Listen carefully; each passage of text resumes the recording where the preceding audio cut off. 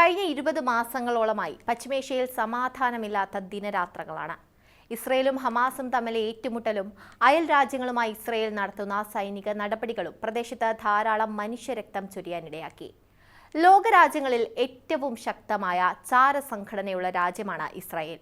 Mossad എന്ന അവരുടെ ചാരസംഘടന ഇറാനിലും മികച്ച മുന്നേറ്റമാണ് നടത്തിയത്.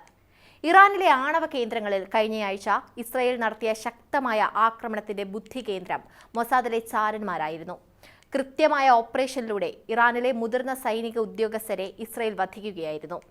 ഇറാനിൽ തിരിച്ചടി നൽകാൻ ഇസ്രായേലിന്റെ ആദ്യ സൈനിക വിമാനം പറന്നുയരും മുൻപ് മൊസാദിന്റെ ചാരന്മാർ ഏകദേശം 1 വർഷം നീളുന്ന രഹസ്യ ഓപ്പറേഷനിലൂടെ ആയുധങ്ങൾ ഘടിപ്പിച്ച ഡ്രോണുകളും കൃത്യസ്ഥാനത്ത് ആക്രമിക്കുന്ന മറ്റായുധങ്ങളും ഇറാനിലേക്ക് കടത്തിയിരുന്നു. ഇതോടെ ഇസ്രയേലിന് നേരെ ഇറാൻ മിസൈലുകൾ തൊടുക്കാൻ ശ്രമിച്ചപ്പോഴും അവരുടെ എയർ ഡിഫൻസ് സിസ്റ്റം വഴി ഇസ്രായേൽ മിസൈലുകളെ പ്രതിരോധിക്കാൻ ശ്രമിച്ചപ്പോഴും ആ ശ്രമം പരാജയപ്പെടുത്താൻ മൊസാദിനായി. പതിറ്റാണ്ടുകളായി ഇരു രാജ്യങ്ങളും തമ്മിലുള്ള ബന്ധം ഏറ്റവും വഷളായിരിക്കുന്ന ഈ സമയത്ത് ഇസ്രയേലിന് നേരെയുള്ള ആക്രമണം തകർക്കാൻ സഹായിക്കുന്ന മറ്റൊരു രഹസ്യ ഓപ്പറേഷനാണ് മൊസാദ് നടപ്പാക്കിയത്. ഈ ഓപ്പറേഷന് പിന്നിലുള്ള മൊസാദ് ചാരന്മാരെ അറസ്റ്റ് ചെയ്യാനുള്ള ശ്രമത്തിലാണ് ഇപ്പോഴും ഇറാൻ. ഈ ആക്രമണം ഇറാന്റെ ന്യൂക്ലിയർ പദ്ധതി തകർക്കാൻ ലക്ഷ്യം വെച്ചുള്ള മൊസാദിന്റെ വർഷങ്ങൾ നീണ്ട പ്രവർത്തനങ്ങളുടെ പരിസമാപ്തിയാണെന്നാണ് മൊസാദിന്റെ മുൻ ഗവേഷണ വിഭാഗം ഡയറക്ടർ സിമ ഷൈൻ വ്യക്തമാക്കുന്നത്. മൊസാദിന്റെ ചാരന്മാർ ഇറാൻ തലസ്ഥാനമായി ടെഹ്റാൻ എടുത്ത് അവരുടെ ആയുധങ്ങൾ സ്ഥാപിക്കാൻ ഒരു ലോഞ്ച് ബേസ് ഉണ്ടാക്കി. ഇറാൻ തയ്യാറാക്കിയ മിസൈൽ ലോഞ്ചറുകളെ തകർത്ത് ചാരമാക്കാൻ അവർ ഇവിടെ നിന്നും സ്ഫോടക വസ്തുക്കൾ അടങ്ങിയ ഡ്രോൺ ഉപയോഗിച്ചു.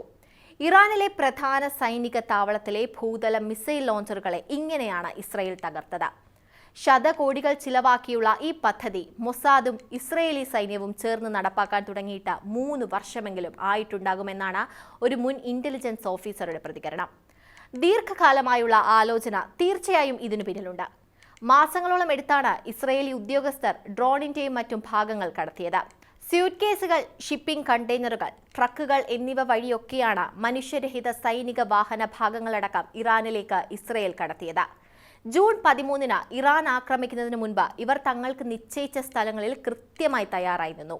ഇസ്രയേൽ ഇറാനെ ആക്രമിച്ചു തുടങ്ങിയപ്പോൾ ചിലർ മിസൈലുകളെ പ്രതിരോധിക്കാൻ സംവിധാനമൊരുക്കി. മറ്റ് ചിലർ മിസൈൽ ലോഞ്ചർ ഉപയോഗിച്ച ഇറാനിലെ കേന്ദ്രങ്ങൾ ആക്രമിച്ചു. ഇറാന്റെ സൈനിക ബലം അറിയാൻ ആർട്ടിഫിഷ്യൽ ഇന്റലിജൻസിനെയും സാറ്റലൈറ്റ് ദൃശ്യങ്ങളെയും ഇസ്രയേൽ ഉപയോഗിച്ചു. ഇത് അവിടെയുള്ള ന്യൂക്ലിയർ ആയുധ കേന്ദ്രങ്ങൾ കൃത്യമായി ആക്രമിക്കാൻ അവരെ സഹായിച്ചു. ഹിസ്ബുള്ളയുടെയും പ്രവർത്തകരുടെയും പേജറുകൾ ഒരേ സമയം പൊട്ടിത്തെറിക്കുന്ന ശക്തമായൊരു സൈബർ ആക്രമണം നടത്താനും കഴിഞ്ഞ വർഷം മൊസാദിന് കഴിഞ്ഞിരുന്നു. ഇറാനെതിരെ മൊസാദ് നടത്തിയ ആക്രമണങ്ങളെ ഭരണകൂടം ഇതുവരെ തള്ളിക്കളഞ്ഞിട്ടില്ല. കഴിഞ്ഞ 2 വർഷങ്ങൾക്കിടെ മൊസാദിന്റെ രഹസ്യാന്വേഷണ സംവിധാനത്തിലെ ഏക പോരായ്മ വന്നത് 2023 ഒക്ടോബർ 7-ന് ഹിസ്ബുള്ള ഇസ്രയേലിൽ നടത്തിയ പെട്ടെന്നുള്ള കനത്ത ആക്രമണമാണ്. ഈ ആക്രമണത്തിൽ നിന്നുള്ള പാഠങ്ങൾ ഉൾക്കൊണ്ട് ഇറാനെതിരെ ശക്തമായ പ്രതിരോധമാണ് ഇസ്രയേലിനായി മൊസാദ് നടത്തുന്നത്.